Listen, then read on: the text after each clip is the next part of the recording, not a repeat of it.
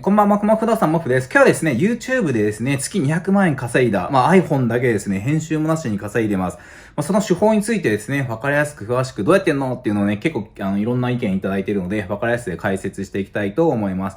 今日は初めて話す内容もあるのでですね、YouTube やってみたいなとか興味ある人はね、ぜひですね、最後まで見ていただければなと思います。で、こういうね、ツイートをしたんですよね。先月ですね、12月、月200万円ですね、以上振り込まれましたってことで、210万円ぐらいですね、YouTube から振り込まれて、だいたい再生数とか見ていただければわかるんですけども、月間200万ぐらいなんですね、再生回数。1再生1円以上超えてですね、そういった結果になってますと。で、こういう風にね、やってるんですけども、iPhone だけでですね、基本やってて、編集してませんと、僕の動画。あと、始めてですね、1.5 年ぐらいですね。しかもね、去年の3月までサラリーマンやりながらこんなことやってたっていうことがあって、どうやってんのっていうのね、もしかしてみんなもね、可能性、楽な道ではないんですけども、可能性あるんじゃないのっていうことで、ぜひですね、僕の手法今日教えて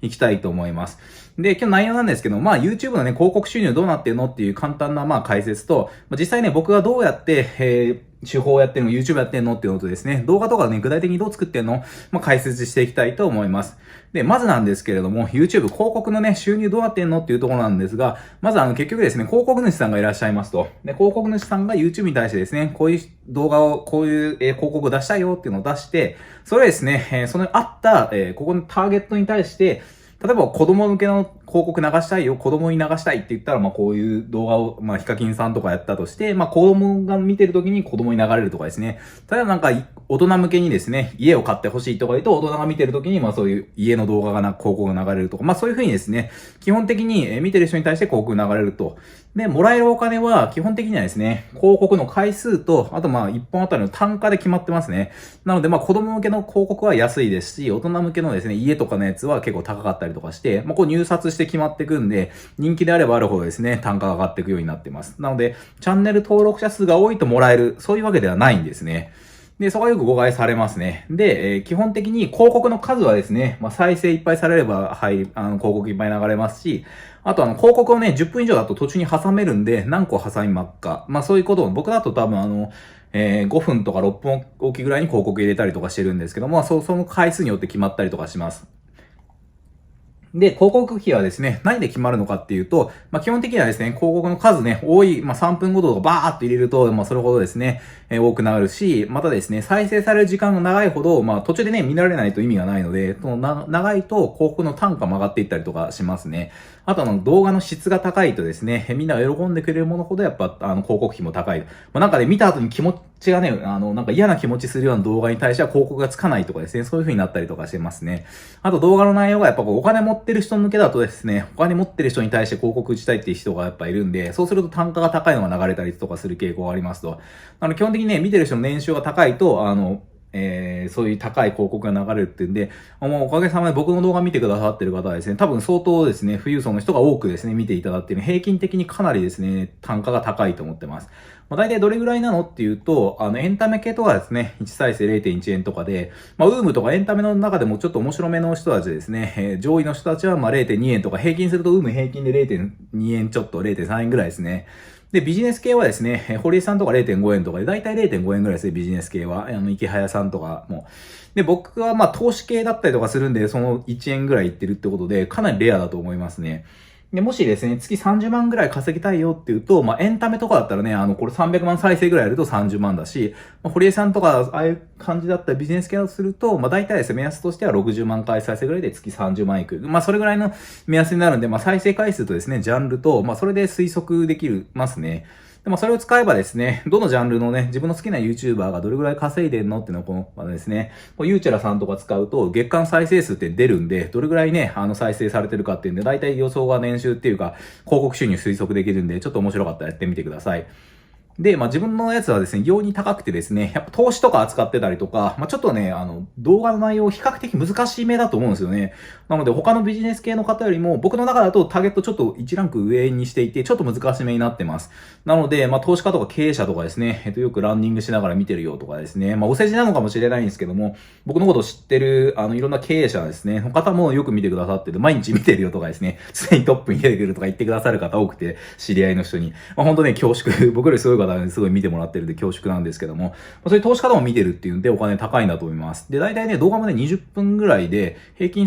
に半分ぐらいですね、見られたりとかしてるんですよね。だからまあ、むちゃくちゃですね、単価が高いのを長い動画をやってみんな引きつけてるっていうので、まあ、ズバ抜けで高くなってますね。で、まあ、ちょっと詳細欄貼っとくんで、いろんな人のですね、収益公開、興味あれば見てみてください。で、じゃあですね、本題なんですよ。どうやってじゃあ作ってんだっていうので、まあ、自分の流れ、フローチャート的に書くと、まあ、構想は大体ですね、なんかこう、ぼーっとしてる時とか歩きながらとかですね、なんかやってる時にちょっと考えたりとかしてますね。で、資料はパワーポイントっていうですね、マイクロソフトのソフト、エクセルとかそういうやつですね、で作ってます。で、動画を撮影、iPhone で撮って、アップロードも iPhone であって、で、パソコンで、まあちょっとですね、資料作って説明文とかやってるりしてます。じゃあね、どういう環境でこう作ってるかっていうと、まあ、基本的にね、もう iPhone だけで撮影してるんですよね。で、マイクもね、使ってないんですよ。たまに音いいですねって言ってくださる方いらっしゃるんですけども、これね、iPhone だけの内蔵マイクですね。で、それを、まあ、パワーポイントで資料して、これもパワーポイントですね。まあ、で、テレビに映してますと。ノート PC でテレビに映してるようになります。で、まあ、撮影環境ですね。どんなのっていうのはね、ちょっとこんな感じになってます。じゃーんってね。まあ今はね、このカメラですね。カメラがこれですね。今ちょっと iPhone7 になってるんですけど、これ iPhone 今11 Pro で撮ってますね。で、まあ、こういうノート PC を横に置いて、これ実は米びつなんですね。まあどうでもいいですけども。で、米びつの上で、ちょうど高さが良かったっていうだけの米びつなんですけども。で、なるべくですね、こう、まあこっちをこう、画面を見ながら、なるべくカメラ見ながらチラ見ですね。こうなんか、バスケットでいうね、こう広い視野でスルーパスじゃないですけど、なんかそういう感じなんか、なるべく画面見ないようでカメラ見るように。本当はね、そういうなんかこう、カメラのところにこう、ハーフミラー使ってやるようなのあるんですけども、とりあえず米びつで代用してますね。で、まあ、ここにはですね、ぬいぐるみをこう、まあ、隠して、こう隠してる時もあるし、まあ、出してる時もあるしっていうのと、あと照明ですね。これまあ、数千円ですね。これも数千円なので、まあ、基本的にすごい安いですね。まあ、テレビと、スマホがあれば全然できるし、まあ、ノート PC にない人もいるかもしれないんですけども、まあ、あればすぐできるようになってます。で、撮影後どうしてんのっていうのはですね、まあ、iPhone の iMovie ってやつがあるんで、まあ、それでゲインっていう音がね、なんかそのまま上げるとちっちゃいって言われるんで、200% ぐらいにしてます。200から300ぐらいにしていて、まあ、フィーリングですね。やりすぎるとね、音割れするってこの前言われたんで、調子に乗って 500% とかでやるとダメなんで、加減が難しいですね。iPhone からもそのまま YouTube にアップして、で、スクショからですね、スクリーンショットを撮って、で、それをですね、パワポでちょっとパパッとやってますね。なので、まあ、あとは詳細欄とかタグとかやったりとかしていて、まあ、これね、2019年1月ぐらいの時間配分で言うと、だいたい早いと1.5時間ぐらいで撮ってました。だから 1.5 時間から全部ですね。資料作成30分、撮影20分、アップロード10分、説明追加20分ぐらいですね。まあそれでまあ 1.5 から2、3時間ぐらいですね。っていうんでサラリーマン時代、まあ毎日ね1時間、1.5 時間ぐらいのありますよね。っていうので、まあそれでね、サラリーマン時代毎日投稿していて、まあ動画もね、当時はね、5分とか10分ぐらいで、内容もね、むっちゃペラッペラだったんで、もっと楽にやってましたと。今はね、ライバルむっちゃ強くなってるんで、当時に比べると内容もむちゃくちゃ濃くなってますね。で、まあ、詳細欄にね、これサブチャンネルなんですけども、動画どうやって作ってんのっていうのあるんで、詳細欄貼っとくね、興味があれば見てみてください。まあ、いろいろね、こう、どうやってんのって疑問をね、質問よくいただくんで、僕のじゃあ YouTube どうやってんのっていうのをね、ちょっと解説しますと、よく言われるのはよくネタが尽きないねって言われていて、まあよく言われますね、ネタ尽きないねって。よくそんな上げ続けられるねって言うんですけども、これで、気軽に上げてる、毎日なんか上げてるかもしれないですけど、常にギリギリで、常にこうネタ作りが大変ですね。特にそのネタはね、何やってもいいんですけども、その見てる方々に興味持ってもらえて、それ役に立って面白いって言って、その3点セットですね。僕がやりたい内容だったらね、なんかぬいぐるみとの1日とか何でもいいですけど、好きなことをやればいいですけども、その興味があって面白い、あと見てくれるとかですね、そこをね、こうなんか、いかに興味持ってもらえるかみたいなね、その役に立つ内容でもそのまま出しちゃうとみんな見られないんで、このね、そこら辺がすごい大変ですね。みんな言ってますね。ネタ尽きないっていうか、まあ、ほぼここに注力してる感じですね。まあ、常に探してます。で、まあ、ビジネス系の、さっきも言ったんですけど、YouTuber、僕がやり始めたですね、2018年の8月とか9月はほとんどビジネス系ってそんなになくて、盛り上がってもなかったんで、僕適当に本当に遊びでやってただけで、その後ね、池早さんとか学さんとかですね、いろんな、まこなり社長とかですね、りょうさんとかいろんな人が入ってきて、むっちゃレベルアップしてですね、なんか同じ当時のね、昔の動画僕見ていただけばいける、わかるんですけど、むっちゃ気軽にやってて、それだとね、戦えなくなってきたんで、今むっちゃ大変ですね。なので動画の時間も長いから、作り込みも長くなったりとかしていて、もう一本ね、今20分超えてますよね。だから当時5分とかでやってたんで、4倍ぐらいのボリューム、しかも喋るのも早くなってるから、多分ね、5、6倍ぐらいのボリュームになってるんですよ、中身の濃さっていうのが、まあ、どんどん負荷がかかるようになってるんで、まあ、最近はね、2日に1回ぐらいにちょっと、減らして、まあ、質を高めるっていうところでちょっと新しい取り組みやってますね。でよくね、ストックどれぐらいあるのって聞かれるんで、まだね、よくストック聞かれるんですけど、これね、びっくりすることに、ないんですよ。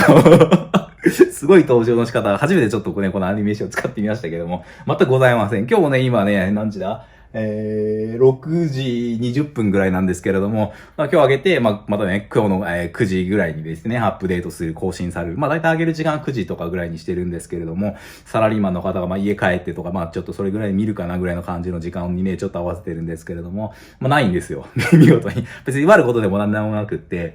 それはね、いい面もあるし悪い面もあって、タイムリーにね、動画出すこともできれば、逆にストックないから、なんかこけると常にダメって常に追われてるね、こう漫画家みたいな感じになってますね。あと編集してんのってね、これ編集してないって言ってるんですけども、よく聞かれますね。見てる通りこれね、1ミリも、たまにね、ちょっとなんかくしゃみ入れたりと、くしゃみとか出るじゃないですか、人間としてくしゃんで、そういうのはカットしたりしますけれども、そういうのなければですね、基本はもう、見ての通り編集してないですと。でもね、気づかない人がいるらしくて、編集してるっていうか、もう思い込んでるんですよね。モフさん編集ソフト何使ってるんですかってね、もうなんか月に1回ぐらいは聞かれるような気がしますね。使ってないわっていうか、むしろこっちが教えてほしいわぐらいな感じなんですけども。でも一応ね、編集なしのままいけたらいいなと思って、なるべくですね、この喋りの中身のコンテンツで重視していきたいなと思って頑張っているところでございます。で、編集にはやっぱ頼りたくなくって、やっぱ料理とかね、素材が命っていうことで、素材が良ければですね、そのままでごちそうになるっていうか、もう本当にブランドのね、太陽の、なんで卵でしたっけ宮崎のマンゴーとか数万円しますよね。そういう高いようなね、フルーツとかね、いちごとか高い、土地乙女でしたっけそういうなんか素材で勝負みたいなところがすごい憧れていて、なるべくね、動画の編集に頼ったっていうのになりたくなくって、内容とかトークのスキルで勝負したいなと思ってます。で、編集にね、ファンついたりとかすると、もう編集が楽しいよっていうよりも、やっぱ自分自身にね、ファンになってほしいなっていう思いの方がやっぱ強いですね。よくある失敗パターンとしては YouTube とかですね、企画5分で動画撮影10分で編集10時間みたいなね、こういうバランスになってる人とかね、いて編集大変だよとか言ってるんですけども、やっぱね、この結果誰も見なかったりとかするんですね。一番やっぱ企画内容は重要だし、コンテンツですね。この撮影中身もですね、演じる内容っていうのは、素材がですね、すごい重要だってことで、ここをね、軽くしていて、いいからね、編集頑張ったところで、やっぱゴミはゴミなんですよね。だからその内容がちゃんとしたやつを、ちょっとね、味付けするっていうか、そういう腕の見せ所は重要かなと思ってます。で、やっぱ悪いものをこねくり回してもいい結果出ないので、僕はもう本当にですね、喋る内容とかを日々磨いていってるわけで、この YouTube をですね、1年半ですね、ほぼ毎日ずっと続けてきていて、今、4、500本ぐらい動画出してるんですけども、そういった中でスキルが磨かれていくのもありますね。むしろ、この企画2時間とかで、撮影10分かける10回で、10回撮影してみるとかね、そっちで編集は1時間とか、そっちの方が多分ね、いいんじゃないかなと思います。よくね、勘違いしやすいんですよ。編集10時間頑張ったみたいなね。なんかやってる気になるみたいなね。でも結局ただのね、単純作業だったりとかするんで、カットバババババって入れまくってテロップひたすらやれるってね。確かに頑張ってるかもしれないけど、それで単純労働なんですよね。むしろ、1回10本の撮影を10回繰り返したりとか、もう本当企画をですね、死ぬほど考えて練ったりとかする方が、どちらかというとやっぱ付加価値上がるですよね。で、特にね、この10回、同じ内容をね、10回やるって結構退屈っていうか、精神を削られるんですよね。でも、そっちの方が自分のトークスキル上がるんで、僕はこっちを推奨してますね。この編集10時間やるのはね、意外とやりがいあるんですよ。とりあえずやったっていうね。しかも、ちょっと単純作業だから何も考えずにできるから楽っちゃ楽なんですよね。だからこっちの方が僕はおすすめだけど、人によってね、違うと思うんで、編集のプロになりたいとかだったらこっちなのかもしれないんですが、でも本当 YouTuber として成功したいとかであれば、むしろね、コンテンツの中身だとか、このトークのスキルとかを磨いた方が成功しやすいんじゃないかなって個人的には思いますね。人それぞれだと思うんですけども。で、編集しまくりだとね、それに視聴者さんがやっぱ慣れてしまうんで、どんなに面白い編集もやっぱ慣れちゃうんですよね。だから今だとね、ヒカキンさんとか、本当ね、見てもらうとわかるんですけど、3秒に1回ぐらい効果音入ってまして、ピューとか、フェーとかね、ファーとかわかんないですけども、そういうの、もう本当ね、見てると、多分子供が、慣れちゃうんでしょうね。だからよりその効果音入れまくって飽きさせないみたいなね。多分パチンコのフィーバー状態とかスロットの777みたいな、演出とかと違う、同じぐらいの感じになってきてるのかなっていうふうに思いますね。その興奮状態にさせるみたいな。なので、本当ね、そういう人たちがいきなり編集なしで動画出すと多分違和感が出てくるんですよね。だから本当に、むしろ編集なしで、そっちに慣らした方が自分はいいかなと思ったりとかしてます。例えば、なんかもうね、スノーとかでね、こう加工しまくった人と、初めて会って、っていうような感じですよね。常にその、加工したね、顔ばっか見ていて、実際のリアルの顔見るで、こんな顔してたのみたいなね、ところがあったりとかするんで、その本人のそのままの姿で、そこを軸にやっていくっていうのがね、僕はいいかなと思ってます。全然加工しまくってね、それで戦うでも全然いいですけども、僕はそうしたいなっていうだけの話ですね。で、どうやって、月200万円いったかっていうと、もう今話してきたんですけども、とにかくやっぱ内容重視ですね。やっぱり役に立つとか分かりやすいとかですね、みんなのですね、当時僕が悩んでいたこととか、そういったことをですね、出し惜しみなく解説するようにしています。図を作ったりとかですね、図解もね、図を一個一個ね、自分で作るっていう人も多分なかなか少ないと思うんですよね。イラスト屋でポンと出したりする程度だったりとかするんで、そういうね、分かりやすさを助けるような図をね、自分で作ったりとかも、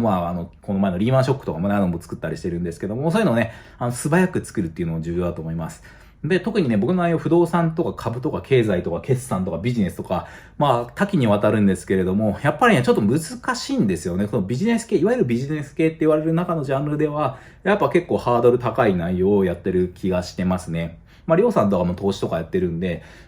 近いかもしれないんですけれども、やっぱなんか一般的な精神論とか、なんかこうあるべきだとかね、こういう自己啓発っていうよりかは、実際のね、データ出したりとか、なんか結構深掘りしたりとかしているんで、なんか視聴者層としては僕の中で一段上の人が見てるのかなっていうふうに勝手に思ってますね。その人たち少ないので、いつかはね、もうちょっと下に下ろしていかないとですね、どっかで察知る飽和すると思うんですけれども、で、自分の中ではもう本当に必要最低限の機材で、一発撮りでストックなしで、タイムに出すっていう環境で、どこまで戦えるかっていうのをね、本当にやっていきたいなと思ってます。まだね、フリーザーで言うとね、まだ第一形態みたいなもんですね。ドラゴンボールしてますかね。フリーザーで言うと第一形態みたいなもんで、まだまだね、変身を残してるみたいなね、変身したから強くなるかどうかわからないんですけど、まだね、もう一個一段上のね、例えばサムネをもうちょっとね、キャッチにするとか、編集入れてカット入れたりとかですね。そういうなんか変化をまだ残してるんですよ。まだ自分のですね、日々の、自分自身の喋りとかプレゼンの内容の PDCA で、今はまだ、おかげさまで増え続けていってるっていうところなので、まだですね、そのフリーザー第一形態のまま、なるべくですね、パワーを抑えてですね、あのまま行って、いきなりフルパワーになってね、爆発で寿命を続けるようなね、まだやりたくないなとか思ってる感じですね。